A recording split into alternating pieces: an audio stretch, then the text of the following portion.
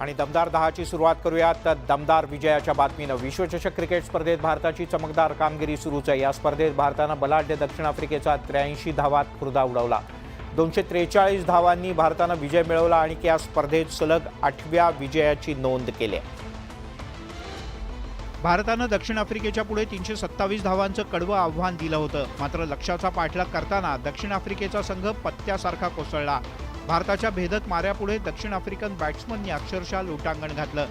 Ravindra जाडेजाच्या फिरकीपुढे African फलंदाजांचा निभावच लागला नाही। जाडेजानं African बॅट्समनना फिरकीच्या तालावर नाचवत 5 बॅट्समनना तंबूत धाडलं। कुलदीप आणि शमीनं प्रत्येकी 2 गडी बाद केले। त्यामुळे भारतीय बॉलिंग आक्रमणासमोर विरोधी संघाच्या बॅट्समनचा निभाव लागत नसल्याचं दिसून आलंय। तत्पूर्वी कोहलीनं विराट शतक झळकावत मास्टर ब्लास्टर सचिन तेंडुलकरच्या शतकाच्या विक्रमाशी बरोबरी केली। या विजयासह सिटी ऑफ जॉयमध्ये भारतानं दिवाळीच्या आधीच दिवाळी साजरी केली। मात्र बलाढ्य दक्षिण आफ्रिकेच्या संघाचं दिवाळं निघाल्याचं पाहायला मिळालं। सिटी ऑफ जॉयमध्ये खऱ्या अर्थानं आनंदाचं वातावरण पाहायला मिळालं, कारण कोलकात्याच्या ईडन गार्डन्सवर भारताचा स्टार फलंदाज विराट कोहलीनं विराट खेळी केली आणि वाढदिवसाच्या दिवशीच विराटनं दक्षिण आफ्रिकेविरुद्धच्या सामन्यात शतकी खेळी करत एक विक्रमी टप्पा गाठला। भारतीय क्रिकेटचा देव अर्थात सचिन तेंडुलकरच्या वनडेतल्या शतकांच्या विक्रमाची रन मशीन विराट कोहलीनं बरोबरी केली आहे। विराट कोहलीनं आफ्रिकेच्या विरोधात शतक ठोकत सचिनच्या वनडेतल्या शतकांच्या विक्रमाशी बरोबरी केली। सचिन तेंडुलकरनं वनडेमध्ये 49 शतकं ठोकली होती। आता या विक्रमाची विराट कोहलीनं बरोबरी केली आहे। विराट कोहलीनं यंदाच्या विश्वचषकातील दुसरं शतक झळकावलं। सचिनच्या वनडे शतकांची बरोबरी केल्यानंतर विराट कोहलीवर सगळ्या स्तरातून कौतुकाचा वर्षाव होतोय।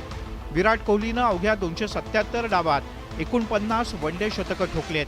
सचिन तेंडुलकरला 49 वनडे शतकांसाठी 452 डाव खेळावे लागले होते। आता भारतीय संघाचा सध्याचा स्टार फलंदाज विराट कोहलीनं सचिनच्या वनडेतल्या शतकांच्या विक्रमाची बरोबरी केली आहे। विराट कोहलीच्या शतकानंतर ईडन गार्डन स्टेडियमवर एकच जल्लोष पाहायला मिळाला। दिवाळीत नोकरदारांना बोनस मिळतो तर अनेक कंपन्या आपल्या कर्मचाऱ्यांना काही खास भेटवस्तू देतात। मात्र हरियाणातल्या एका कंपनीनं दिलेली भेटवस्तू पाहून कर्मचाऱ्यांचा स्वतःच्याच डोळ्यावर विश्वास बसत नव्हता।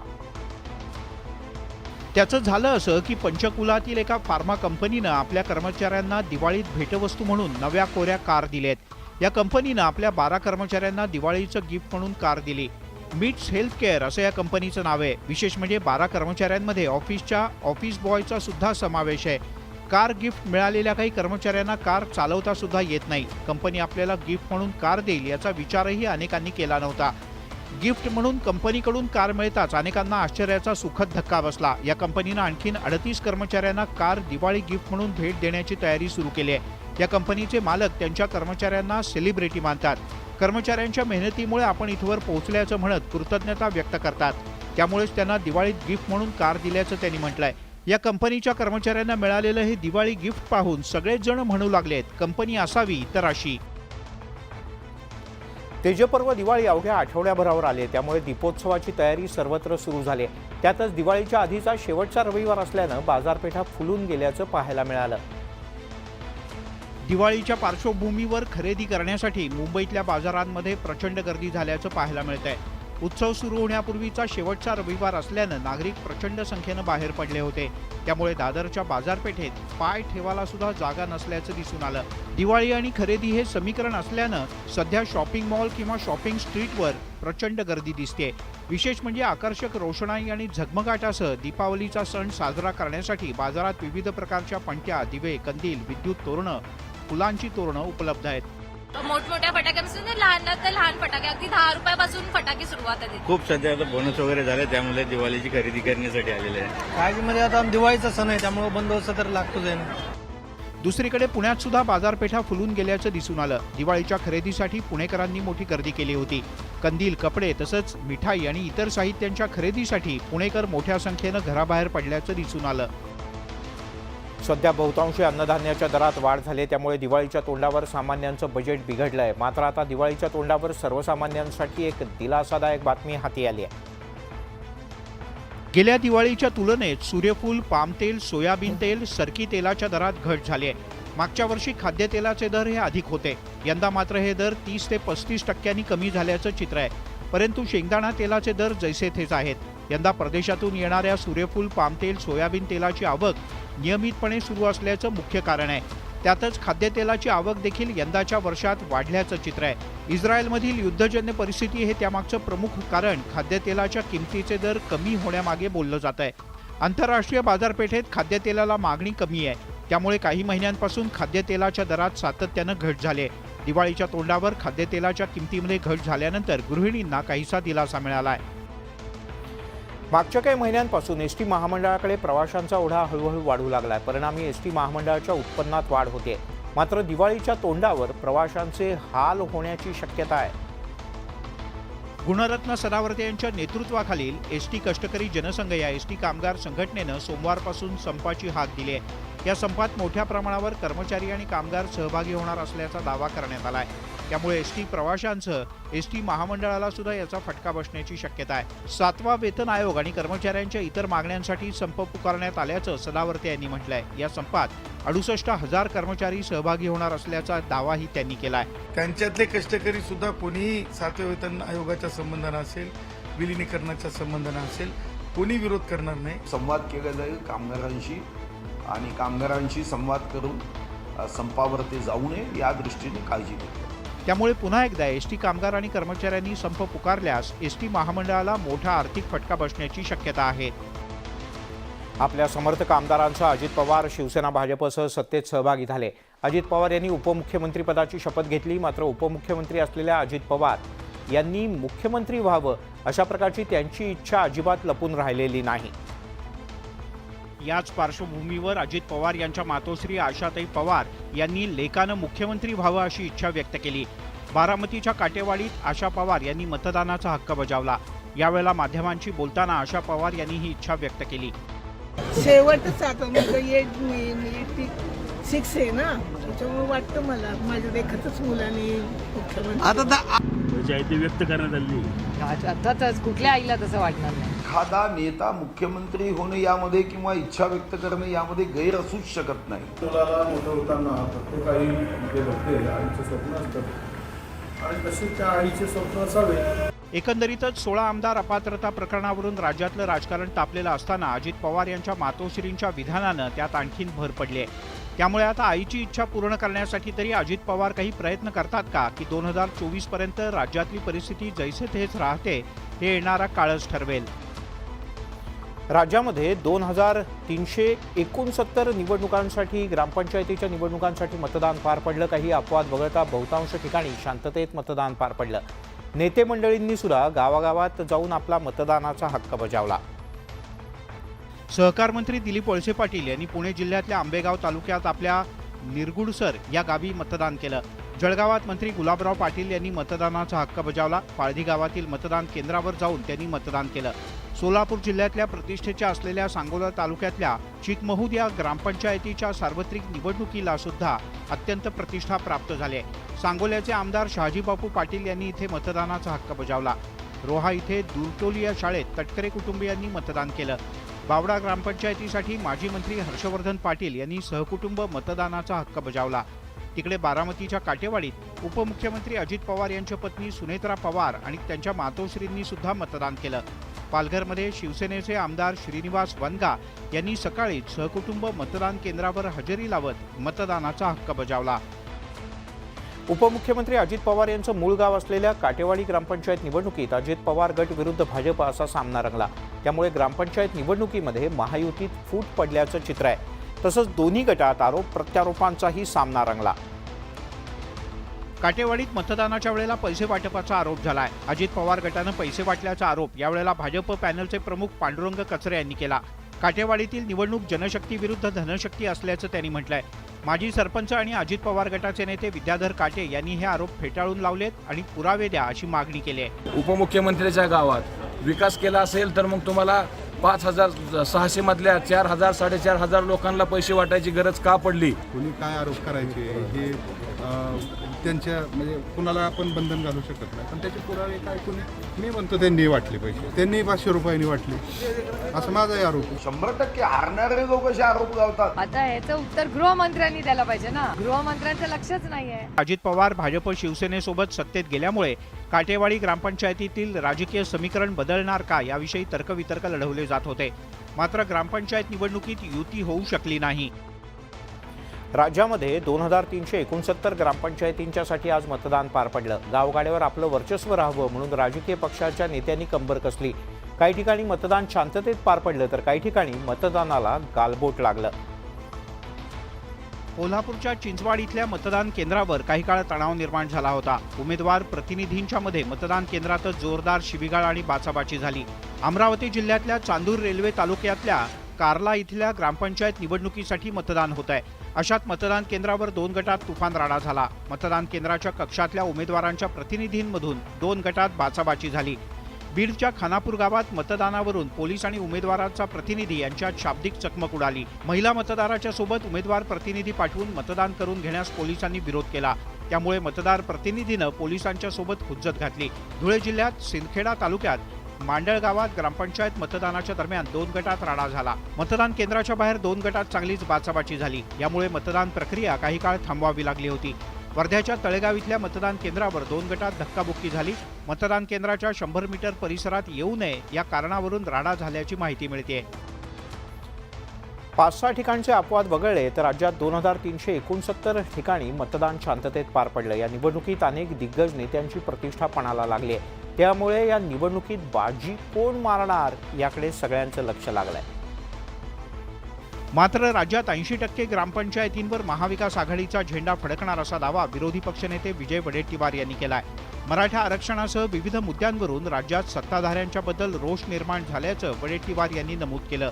मात्र मराठा आरक्षण आंदोलनाचा ग्रामपंचायत निवडणुकांवर कुठलाही परिणाम होणार नाही असा दावा सत्ताधाऱ्यांनी केलाय. सत्ताधाऱ्यांच्या विरोधात प्रचंड रोष लोकांचा दिसतोय. 80% ग्रामपंचायतीवर महाविकास आघाडीची विजय दिसेल. मंत्री एकनाथजी शिंदे साहेब मार्क काढणाऱ्यांना आरक्षण देणार हीच भूमिका गावची होती. राज्यातील ग्रामपंचायत निवडणुकांच्या मध्ये कोण बाजी मारणार याकडे सगळ्यांचं लक्ष लागलंय. या निवडणुकांचा निकाल सोमवारी लागणार असून गावगाड्यात गुलाल कोण उधळणार याची उत्सुकता आहे. मराठा आंदोलक मनोज जरांगे यांचं उपोषण सुटल्यानंतर त्यांच्यावर छत्रपती संभाजीनगरच्या एका रुग्णालयात उपचार सुरू आहेत. जरांगे यांच्या प्रकृतीत आता सुधारणा होते. या पार्श्वभूमीवर जरांगे यांनी पुन्हा एकदा सरकारचं टेन्शन मात्र वाढवलंय. मनोज जरांगे यांनी राज्यातल्या प्रत्येक गावात 1 डिसेंबरपासून पुन्हा एकदा साखळी उपोषण करण्याचं आवाहन केलंय. तसंच आपण पुन्हा महाराष्ट्राचा दौरा करणार असून मराठा बांधवांच्या भेटीगाठी करणार असल्याचंही त्यांनी म्हटलंय. महाराष्ट्रातला दौरा कधीपासून सुरू होणार ते उद्या किंवा परवा जाहीर करतील असंही त्यांनी नमूद केलं. डिसेंबरपासून प्रत्येक गावागावात पुन्हा आपल्याला महाराष्ट्रभर साखळी उपोषण शांततेत सुरू करायचे. आरक्षणासाठी सरकार रात्रंदिवस काम करत आहे. त्यामुळे न्यायाचा दिवस जवळ आला असताना मराठा बांधवांनी आत्महत्या करू नये असं कळकळीचं आवाहन जरांगे पाटील यांनी केलं. उद्रेक किंवा कायदा असं बिघडेल असं आंदोलन करायचं नाही आणि आत्महत्या आपल्या एकाही पोरानं करायचं नाही. मराठा आरक्षणाच्या पार्श्वभूमीवर सरकारचं शिष्टमंडळ सोमवारी पुन्हा एकदा जरांगे यांच्याशी भेट घेऊन चर्चा करेल. 24 डिसेंबरपर्यंत खांद्याला खांदा लावून लढण्याचं आवाहन जरांगे यांनी केलंय. काही दिवसांपूर्वी राज्यामध्ये मराठा आरक्षणाच्या मुद्द्यावरून वातावरण चांगलं तापलं होतं. राज्यात काही भागात मराठा आंदोलनाला हिंसक वळण लागलं. या हिंसक आंदोलनाचा सर्वाधिक फटका बीड जिल्ह्याला बसला. मराठा आरक्षणाच्या आंदोलनाला हिंसक वळण लागल्यानंतर बीडमध्ये प्रचंड जाळपोळ आणि दगडफेक सुद्धा झाली. यामध्ये अजित पवार गटाचे आमदार प्रकाश सोळुंके, शरद पवार गटाचे आमदार संदीप क्षीरसागर यांच्या घराची जाळपोळ करण्यात आली. तसंच जयदत्त क्षीरसागर यांचं कार्यालय सुद्धा पेटवण्यात आलं होतं. शिवाय राष्ट्रवादी भवनाला सुद्धा आग लावण्यात आली. या सगळ्याच्या पार्श्वभूमीवर बीडचे पालकमंत्री धनंजय मुंडे यांनी जाळपोळ दगडफेक झालेल्या ठिकाणांची पाहणी केली. या घटनांची SIT मार्फत चौकशी करण्याची मागणी धनंजय मुंडे यांनी केली आहे. या बीड जिल्ह्याचा पालकमंत्री या नात्यानं SIT मार्फत या ठिकाणी चौकशी करण्याच्या संबंधात मी सरकारला या ठिकाणी विनंती करणार आहे. बीडमधल्या हिंसाचारात तब्बल 11 कोटी रुपयांचं नुकसान झाल्याचं बोललं जात आहे. बीड पेटल्यानंतर सुद्धा पालकमंत्री मुंडे यांनी घटनास्थळाला भेट न दिल्यानं त्यांच्यावर टीका होत होती. आधी ललित पाटील आणि आता एल्विश यादव ड्रग्ज प्रकरणावरून राज्याचं राजकारण तापलंय. ललित पाटीलशी काही राजकीय नेत्यांचे संबंध असल्याचा आरोप झाला होता. हे प्रकरण ताजं असतानाच सापांची आणि ड्रग्जची तस्करी प्रकरणात एल्विश यादवच्या विरोधात सुद्धा गुन्हा दाखल झाला आहे. आज एल्विश यादव मुख्यमंत्री शिंदे यांच्या वर्षा निवासस्थानी आला होता. वर्षावरच्या गणेशोत्सवात एल्विशनं आरती केली होती. यावरून विरोधकांनी सत्ताधारी आणि मुख्यमंत्री शिंदे यांना लक्ष्य केलं. आता विरोधकांच्या याच टीकेला सत्ताधाऱ्यांनी प्रत्युत्तर दिलंय. जे आमदार खासदार होतील त्यांच्या कुटुंबात कुणालाही अंमली पदार्थांचं लायसन्स असता कामा नये असं वक्तव्य राज्याचे वनमंत्री सुधीर मुनगंटीवार यांनी केलंय. डॉक्टर सेलिब्रिटीच्या हातून कधी गणेशजीची आरती करताना वर्षावर आम्ही पाहिलं. महिलांच्या संदर्भात घाणेरड्या टिप्पणीचे आरोप होते. कोणताही मादक नशेच्या पदार्थाचं लायसन्स त्यांच्या कुटुंबात असता कामा नये. काँग्रेसचे असे मोठे नेते मी सांगू शकतो की दारूचे लायसन्स आहे त्यांच्याकडे. आता एल्विश यादव प्रकरणावरून राज्याचं राजकारण तापल्याचं या निमित्तानं पाहायला मिळत आहे. त्यामुळे ड्रग्ज प्रकरणाची पाळंमुळं शोधून काढण्याचं आव्हान सरकारपुढे आहे. काही महिन्यांपूर्वी पुण्यातल्या चांदणी चौकातल्या पुलाचं उद्घाटन करण्यात आलं होतं. मात्र उद्घाटनानंतर 2.5 महिन्यातच या पुलाला खड्डे पडू लागले. त्यामुळे चांदणी चौकावरून पुण्याचं राजकारण पुन्हा एकदा पेटलंय. 2च दिवसांपूर्वी चांदणी चौक परिसरातल्या काही सोसायट्यांमध्ये राहणाऱ्या नागरिकांनी आंदोलन केलं होतं. रस्त्याच्या मागणीसाठी हे रहिवासी रस्त्यावर उतरले. या पार्श्वभूमीवर खासदार सुप्रिया सुळे यांनी या रहिवाशांची भेट घेतली. यावेळी सुळे यांनी भाजप आणि महापालिकेवर जोरदार निशाणा साधला. वनमंत्री सुधीर मुनगंटीवार यांनी सुप्रिया सुळे यांना सेल्फी विथ खड्ड्याची आठवण करून दिली.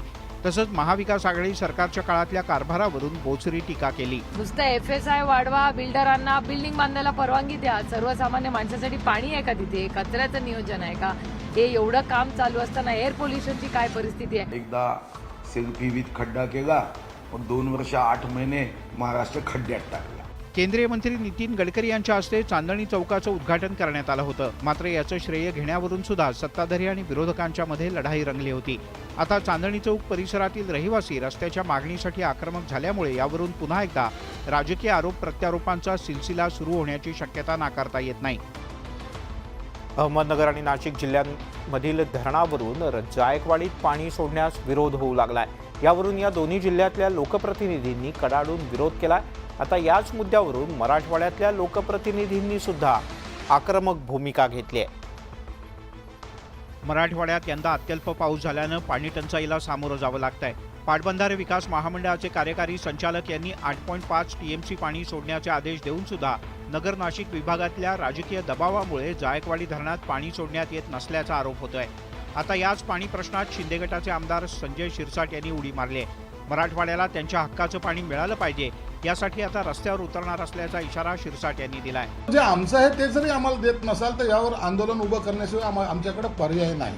हक्काचं पाणी मराठवाड्याला मिळावं यासाठी न्यायालयीन लढाईचा इशारा सुद्धा त्यांनी दिला आहे. आमच्यातर्फे तिथं एक ॲफिडेविट ज्याला कॅवेट दाखल करणार आहोत आणि मंगळवारी जी तारीख आहे हायकोर्टामध्ये त्यासाठी आमची वकिलाची टीम उभी राहणार आहे. त्यामुळे मराठवाड्याच्या पाणी प्रश्नावरून नगर आणि नाशिकमधले लोकप्रतिनिधी आमनेसामने येण्याची शक्यता आहे.